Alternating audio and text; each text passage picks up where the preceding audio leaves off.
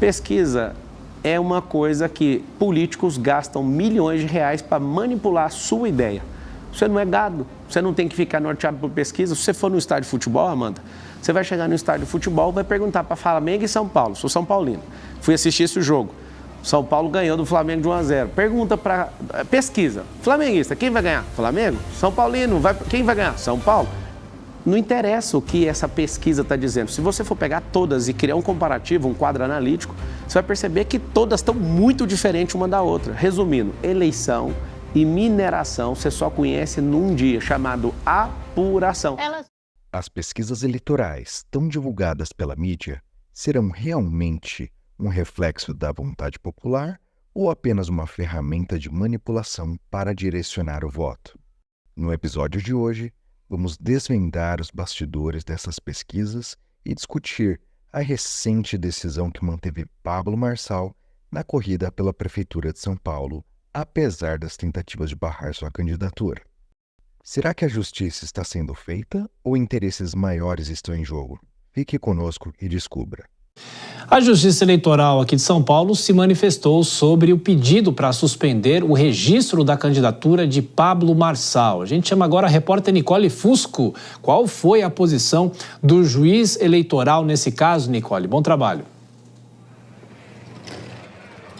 Oi, Tiago. Obrigada. Boa noite para você, para todo mundo que nos acompanha. A Justiça Eleitoral negou esse pedido para suspender o registro de candidatura de Pablo Marçal à Prefeitura aqui de São Paulo. Segundo o juiz Antônio Maria Patini Osório, da primeira Zona Eleitoral de São Paulo, desrespeitar o rito de registro de Marçal violaria o princípio do devido processo legal, que é previsto na Constituição, e também traria riscos para as próprias eleições municipais aqui de São Paulo. Essa medida de suspender o registro de candidatura de Marçal tinha sido solicitada pelo secretário-geral do próprio PRTB, o Marcos André de Andrade. Ele alegou que Marçal não respeitou o estatuto da própria legenda, que exige no mínimo 6 meses de filiação para poder, confirmar um candidato numa convenção partidária. Marçal se filiou ao PRTB no dia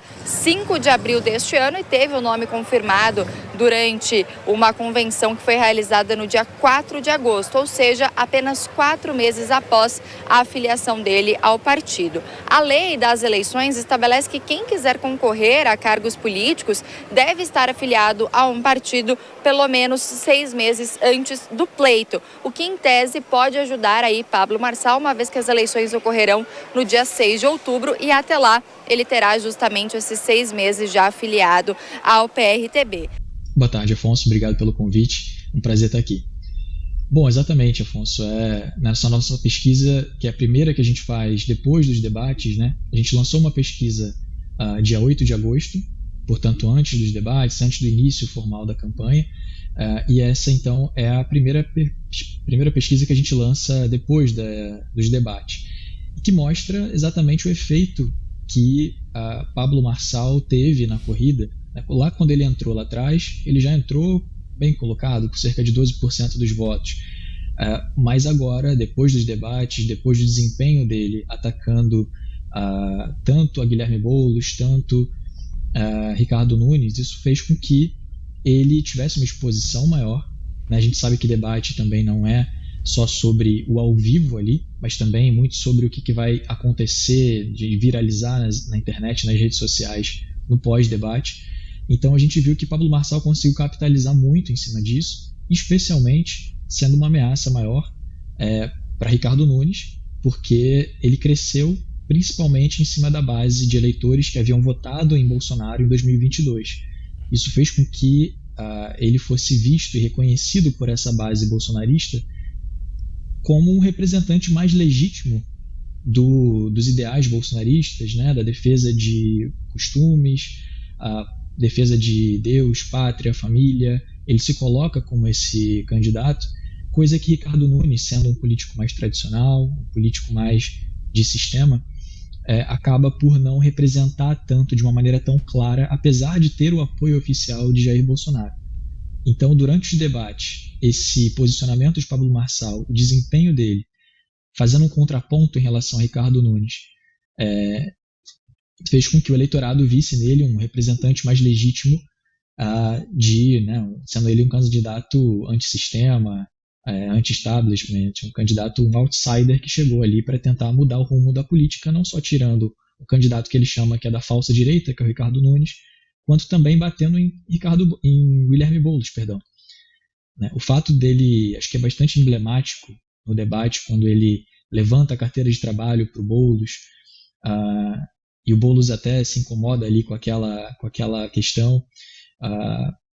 Ele também tem a marca, imprime a marca dele muito forte nos debates, com um boné, com um M, enfim. Então ele consegue ter uma comunicação e um apelo que faz com que, atacando Guilherme Boulos, ele aumente um pouco a rejeição de Guilherme Boulos, que já é alta, e também, atacando Ricardo Nunes, ele atrai para si o voto, especialmente de eleitores de Jair Bolsonaro, apesar dele mesmo não ter o apoio oficial de Jair Bolsonaro, quem tem é Ricardo Nunes, e faz com que Ricardo Nunes acabe sangrando um pouco e perdendo uma fatia importante desse eleitorado. Então, essa é a dinâmica que está posta nesse momento. Pesquisa é uma coisa que políticos gastam milhões de reais para manipular a sua ideia. Você não é gado, você não tem que ficar norteado por pesquisa. Se você for no estádio de futebol, Amanda, você vai chegar no estádio de futebol e vai perguntar para Flamengo e São Paulo. Sou São Paulino, fui assistir esse jogo. São Paulo ganhou do Flamengo de 1-0. Pergunta para... Pesquisa. Flamenguista, quem vai ganhar? Flamengo? São Paulino, quem vai ganhar? São Paulo?